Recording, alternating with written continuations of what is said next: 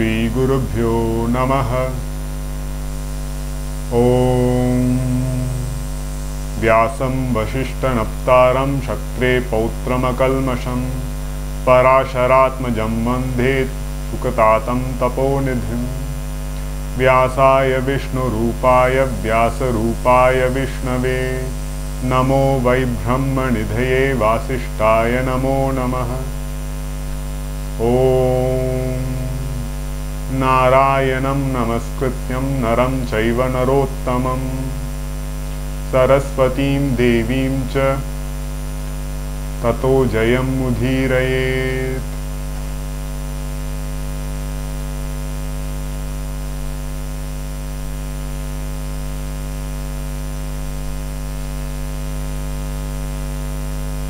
I'm sure you have had a great time listening to the Adi Parva of the Mahabharata of the great Vyasa Maharshi, in whose remembrance we celebrate the Gurupoornima.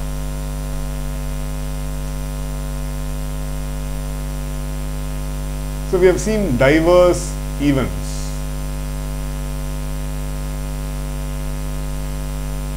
So many storylines intertwined, interlaced, frames within frames.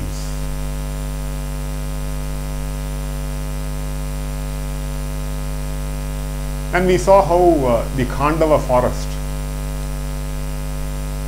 was burnt by Agni with the help of Bhagwan Shri Krishna and Arjuna, and how Arjuna and Shri Krishna obtained their celestial weapons from Varuna through Agni, and how Maya the Asura and then Ashwasena, the son of Takshaka, and the 4 birds escaped from the fire in Khandava Vana. Having escaped, faced Arjuna, wanted to do something. So he begged Arjuna to ask of him anything whatsoever. Arjuna finally directed him to Shri Krishna, who said, okay, build a Sabha, the likes of which is not found on earth, using the architecture of the Devas, the Asuras, and the human beings, Manushyas. Build such a Sabha, which even though looked at, cannot be copied. So Maya agreed. He said, the Asura Sabha, when he was king, he has stored so much wealth and material in the Himalayas, near the Bindusaras lake, Bindu, near the Mainaka mountains. So let me go there and bring all the materials necessary. And he obtained permission of Yudhishthira, who agreed to it. And Maya returned back with all the necessary materials on a Shubhamuhurta. He measured the land necessary to build the Sabha and did the Bhumipuja. And then he completed this Maya Sabha in 14 months' time, in a record time, 14 months. And it was awesome to behold. It was protected by Rakshasas, invisible Rakshasas, named Kinkaras.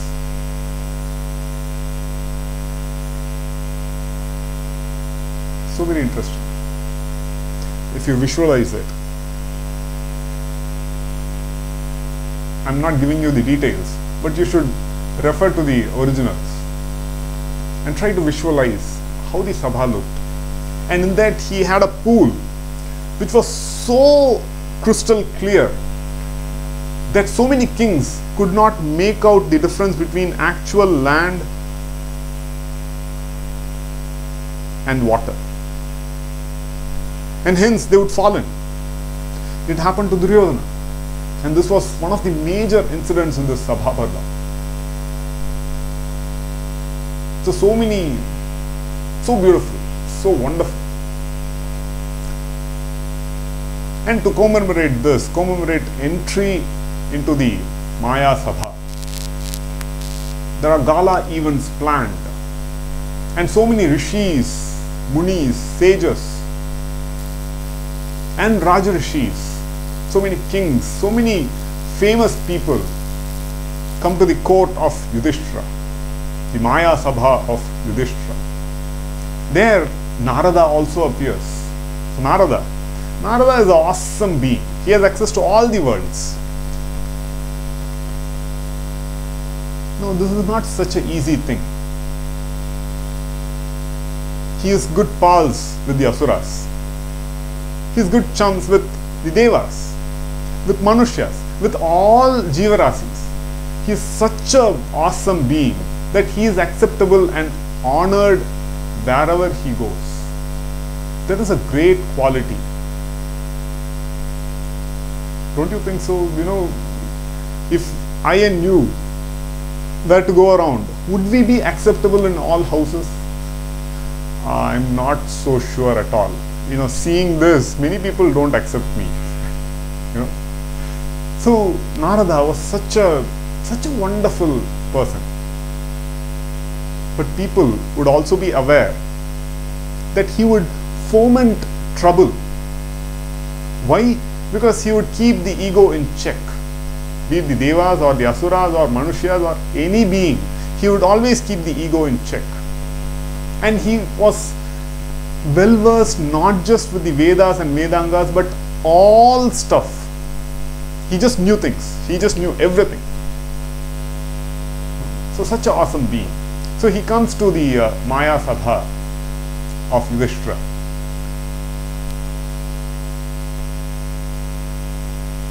And asks of Yudhishthira very pertinent questions relating to Raja Dharma. So we will look at that as part of the discussion, in the discussion forum and the contemplation exercises.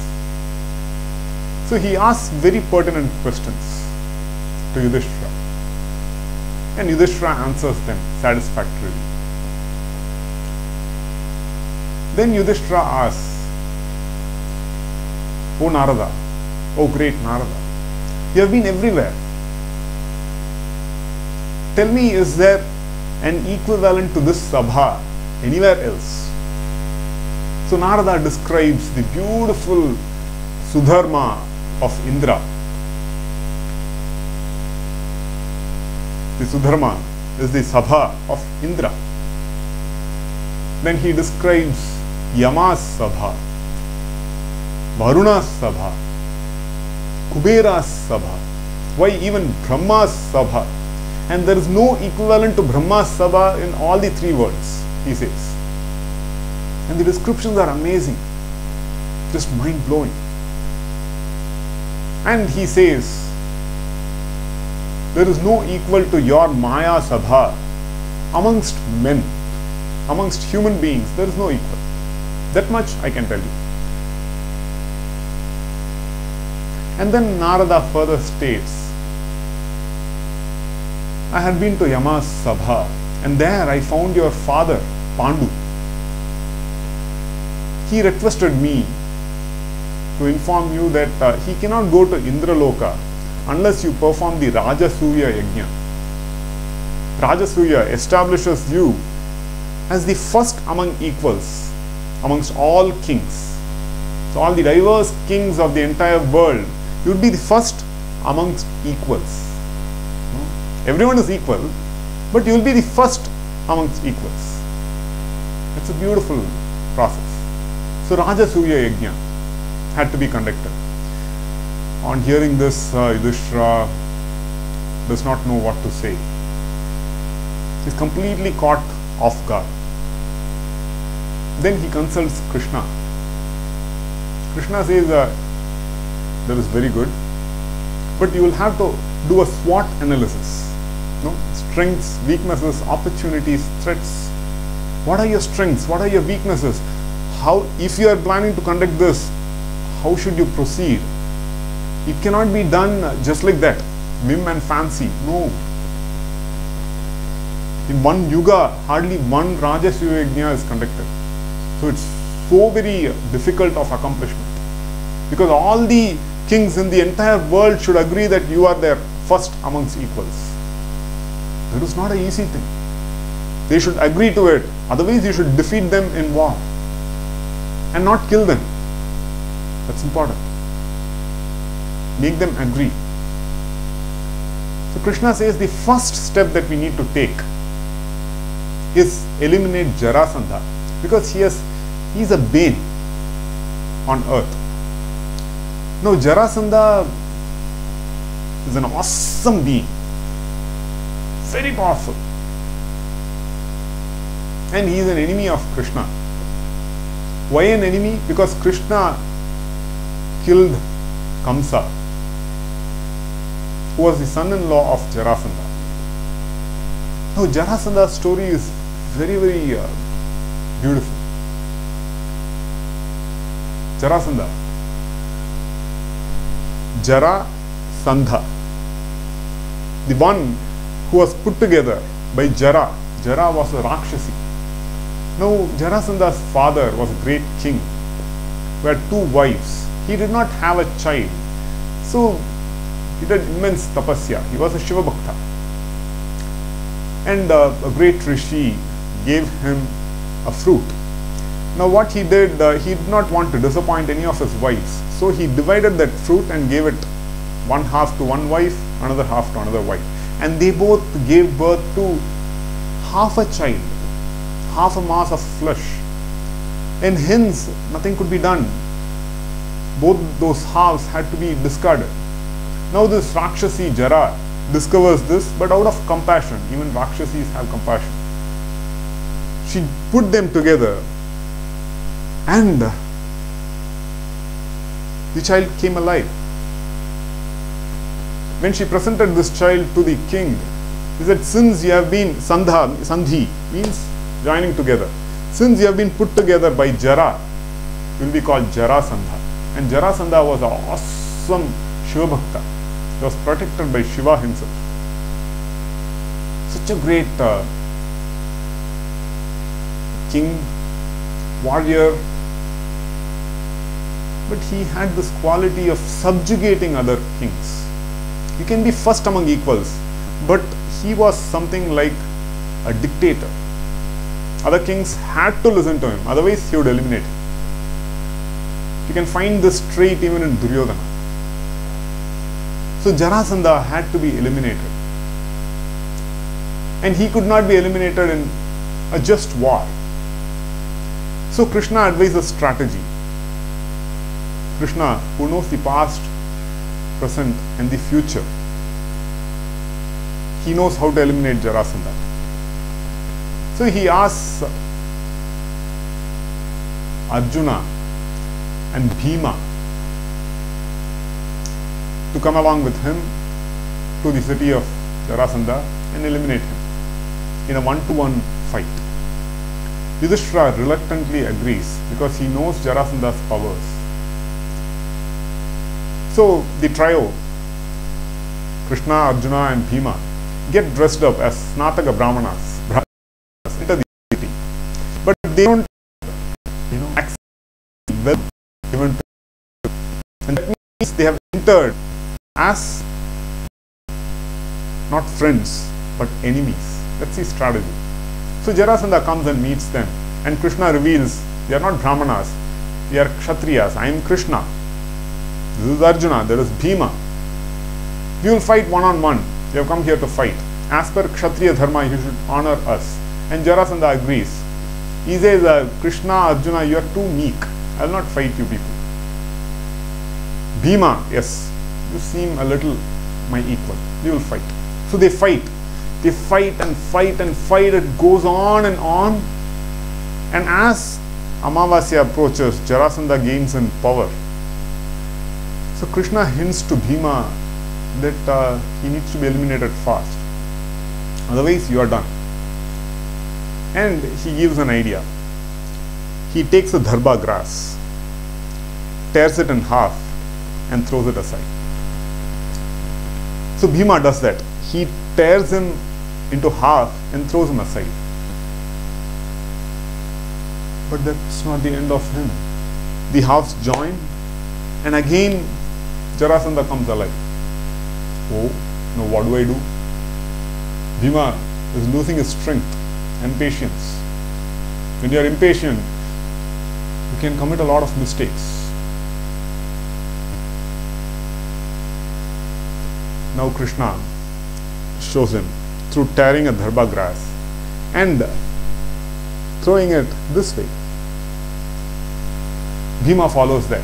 He tears, in an opportune moment, he tears Jarasandha into half and throws it in opposite sides, and that's the end of Jarasandha. Then Krishna installs Jarasandha's son Sahadeva into, as the king. Krishna is awesome. He does not loot or plunder. There is no meaning behind it. He does only what is meaningful and for the good of everybody. So his son being installed, the trio come back to Indraprastha. There Yudhishthira is very happy. So Yudhishthira, since the main obstacle, Jarasandha, has been eliminated, and Jarasandha, what a terrible person he is. He has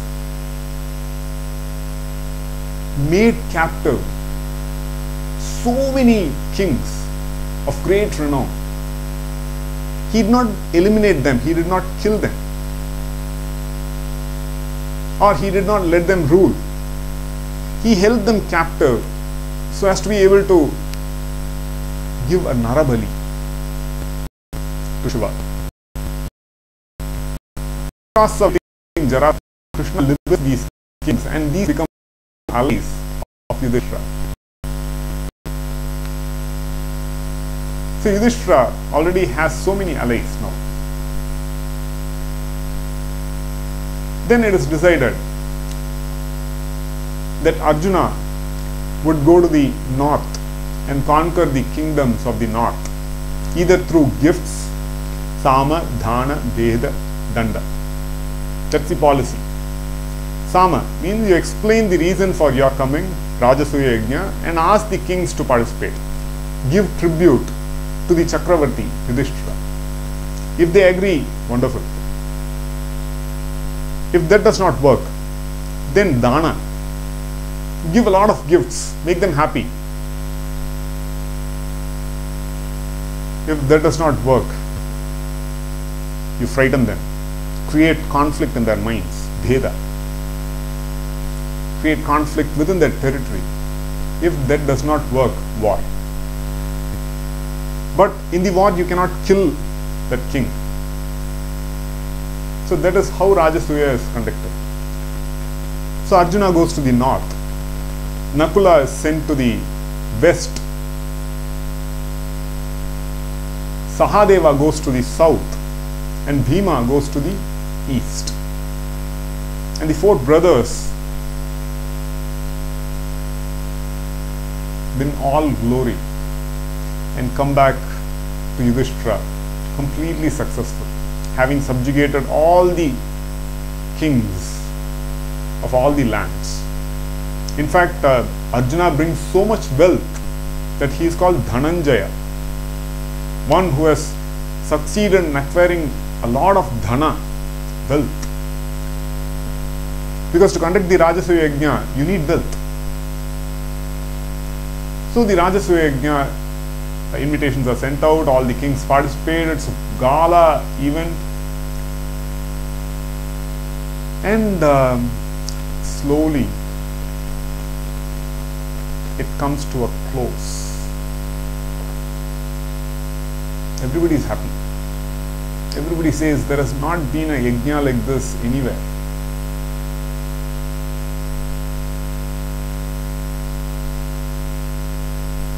Very interesting.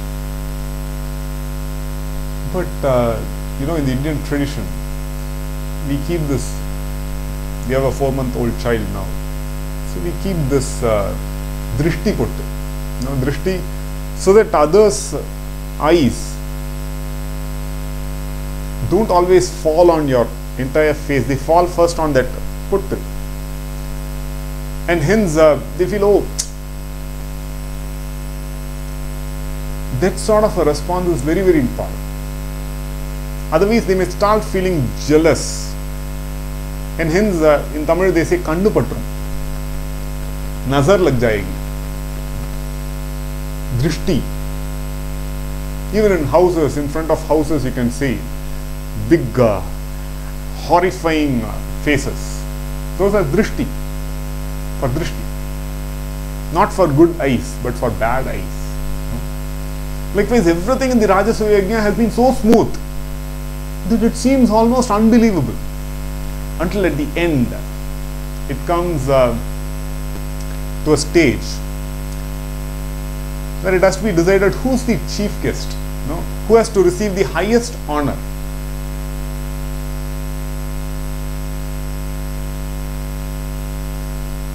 Highest honor is generally given the eldest. Here, Bhishma and everybody decide the highest honor has to be given to who? But Krishna, Shri Krishna. Now, some of the kings are not happy with this. Now, while allocating duties for the Rajasuya Yajna, Krishna has taken upon himself the role of washing the feet of the people that come in.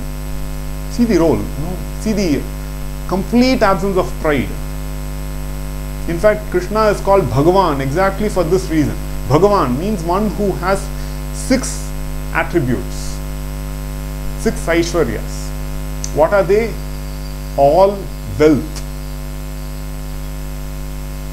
all power, all knowledge, all beauty. See, we now try to apply fair and lovely and everything, fair and handsome, because appearing beautiful or having, wanting to have a little more wealth is not wrong. It's not wrong at all. But however much we do, we still feel incomplete. However much we possess, we feel incomplete. But this is talking of Purnam, completeness. So all wealth, all power, all knowledge, all beauty, all fame. So many of us want appreciation. We want to be famous. We want name and fame. Krishna has all these going for him. And yet, the best part is he is all detachment. He is not attached to any of these. It's amazing. So that shows a complete lack of pride. And hence in this tradition, we address great being as Bhagavan, one who possesses these Shat Aishwarya, these 6 attributes.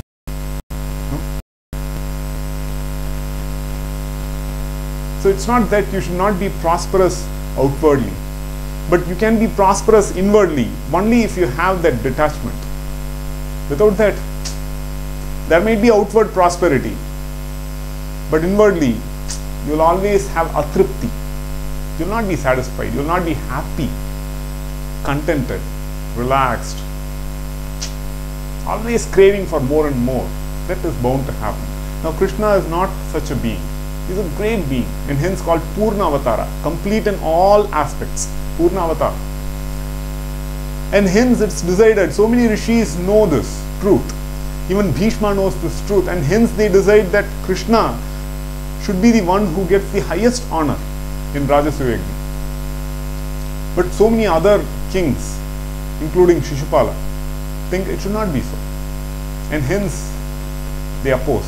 In fact, Shishupala is so vocal in his opposition. He insults Krishna in front of the entire assembly. Thousands of kings. Shishupala vocally insults Krishna. He insults Bhishma, who defends Krishna being given the highest honor. He insults Krishna and pays to all this. He is all detachment. His fame does not suffer just because the dog barks at the sun. Finally, using his Sudarshana Chakra, one go and Shishupala's head is gone. And a very strange event happens. From Shishupala that emanates a light that comes and merges with Sri Krishna. It's all very amazing. Because Shishupala, every breath of his was against Krishna. And hence, he was Krishna's greatest bhakta. We can have bhakti in different ways. Now, most of us, for the then it's like regular. That's always a problem. We again wake up. So there are different kinds of bhaktas. But Shishupala was amongst the highest bhaktas. He was constantly on with Krishna. Just that in a negative sense. But still constantly on. And hence he merges with Krishna. Now Shishupala and Dantavakra have a past background. They are supposed to be Jaya and Vijaya in an earlier birth. Jaya Vijaya, who is Dwarapalaka Vishnu. And they commit mistake. Their arrogance of being the Dwarapalakas of Vishnu himself. They stop the great Rishis, Kumara Rishis, Sanaka, Sananda, Sanat Kumara. They stop those Rishis, Bala Rishis, and hence they are cursed that you should be born as Asuras on earth for your this Maya to be removed, the ignorance to be removed. Ignorance that we are Dwarapalakas of Vishnu himself. That is also ignorance. So, they first are born as Hiranyaksha and Hiranyakashipu and are eliminated by Vishnu. Then they are born as Ravana and Kumbhakarna and eliminated by Vishnu. Avataras of Vishnu. And in their last birth, they are born as Shishupala and again Vishnu's avatar. And hence they find merge into Vishnu himself. Because they are from Vishnu. They are the greatest bhaktas of Vishnu. So very interesting.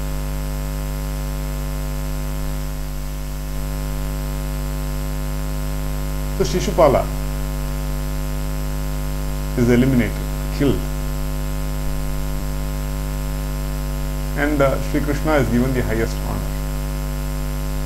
Some kings are not happy with it, but what to do? Nothing to do. And the Rajasuya comes to an end. Not so very happy end. Yudhishthira is not so very happy, but the Rajasuya is done. Now Pandu can proceed to the Indraloka. Now there is a tradition that states if you have a son, your ancestors gain access to certain lokas. If you have a daughter, your ancestors gain access to certain other lokas, and so on. It is literal. It is late. But now, so sure of it, we think we are still searching for extraterrestrial beings, aliens. So, and we think in this entire vast universe, we are the only ones. That's a very strange theory. Earth is nothing at all. We will look at a little bit of astronomy later. And there you will see. We are nothing at all. But in our arrogance, we think, oh, we are the only living beings, you know. We are searching for life elsewhere. But in our Shastras, it's very plain. It's just literal. You do this, they gain access to regions. You do this, generations from now on and previously gain access to certain regions and so on. So which are all very, very illustrative. But it depends on our Shraddha our faith and devotion in these words, to accept them. Because gaining experience of these kinds are not very straightforward. You need a lot of tapas shakti to be able to gain such experiences. So the Rajasuya Yajna comes to a close, and Duryodhana stays a little longer. So Duryodhana has been named the duty to take care of the treasure, and he is already burning with envy. And he finds mountains of golds, jewels, ornaments, gems filling up the treasury of Yudhishthira. Now Krishna has strategically appointed Duryodhana the in charge of treasury. And to top it all, what happens? He enters Maya Sabha in the presence of everybody. He thinks in one place there is water. He lifts all his clothing up, gingerly walks in, but it is plain marble. And in another place, he thinks it's plain surface, and he falls full into the water. Now at this, everybody laughs, including the servants. And when Draupadi laughs, he cannot take it. He has just had it. If Bhima laughs, it's understandable. He is his enemy, born enemy. But a lady, a woman laughing at him, he is the greatest of the kings till now. At least he thinks so. And this is one of the key turning points, as we will see. And hence, the Rajasuya Yajna comes to an end, and everybody leaves. Yudhishthira is not so very happy, but still, okay, the Rajasuya is done. So he gives a remooch, big breath. And here we end the Sabha Parva. We will meet again. A very interesting Parva, which is the Manat Parva. Om Shri Gurubhyo Namaha.